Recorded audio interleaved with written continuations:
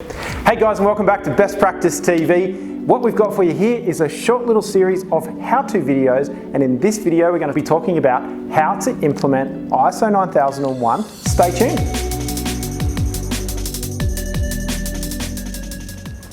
Hey guys, thanks for joining us. What we've got for you in this little video and this little video series is how to implement management systems. In this one, we're talking about how to implement ISO 9001.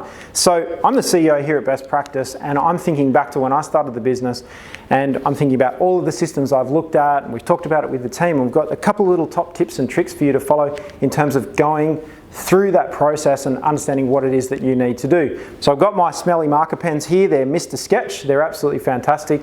They work amazing on this butcher's paper. So what I'm going to take you through is a couple of top tips. So let's get straight into it. Where would I start? Where would I recommend that you start? And the first thing I'd recommend that you do is some reading. And most importantly, grab a copy of ISO 9001 from the standards web shop at ISO, which is www.iso.org.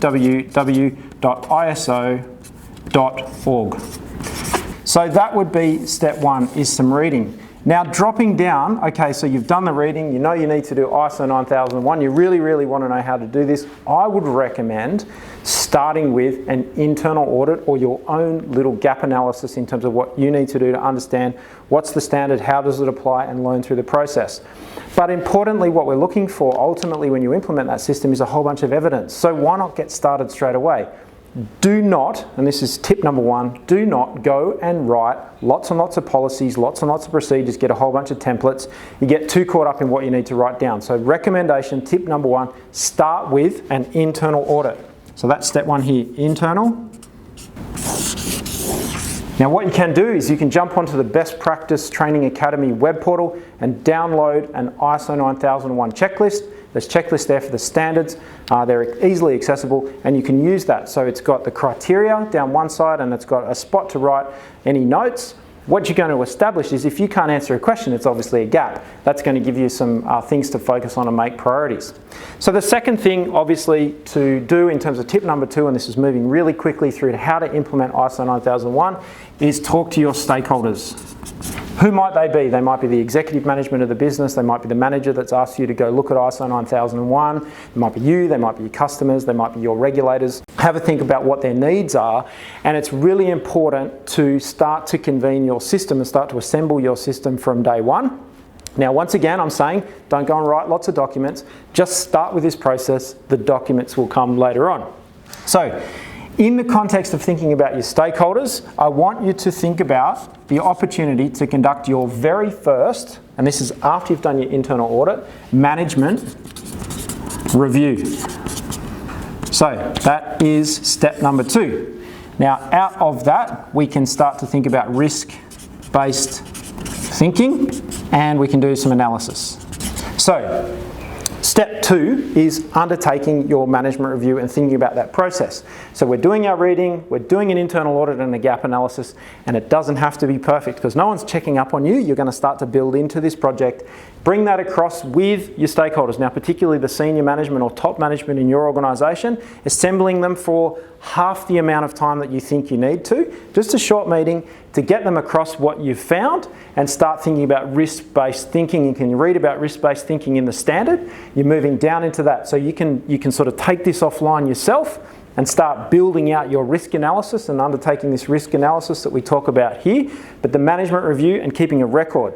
So your internal audit, keep a record. You can use our checklist from our website as the record. Management review, set of meeting minutes would be your record there. I'm going to use a different colour. We're going to say minutes. That's our evidence there. Our internal audit checklist is here.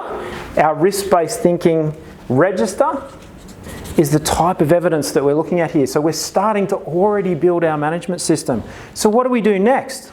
Well, obviously there's going to be a couple of things. This management review and the internal audits start to establish our cycle of continual improvement. So moving right along over here, we can start to talk about our business plan. Now you might say, hey, I work for a massive organisation, I'm not involved in the business plan. Well, that's not ultimately what we want to see. We want to see the management system tied into the business.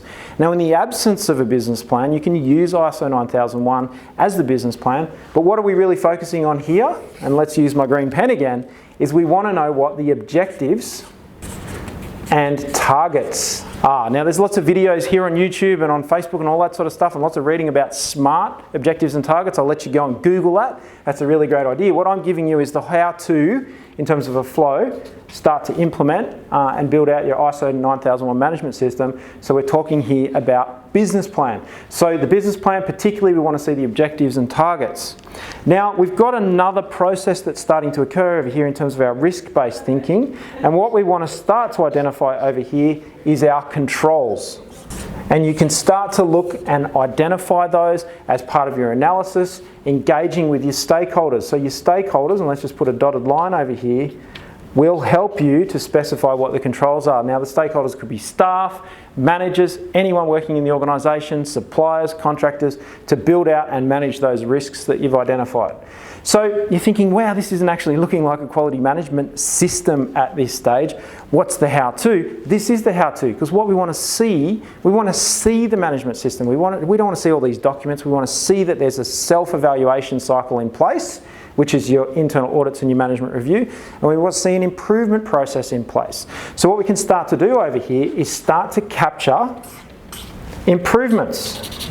So my suggestion over here is we're starting to talk about an improvements register, for example. So this might be a register, and we can talk about, non-conformances, opportunities for improvement, all those sorts of things. So that's what this is all about over here. It's capturing those improvements, and the standards talk about corrective action, preventative action, all those sorts of things.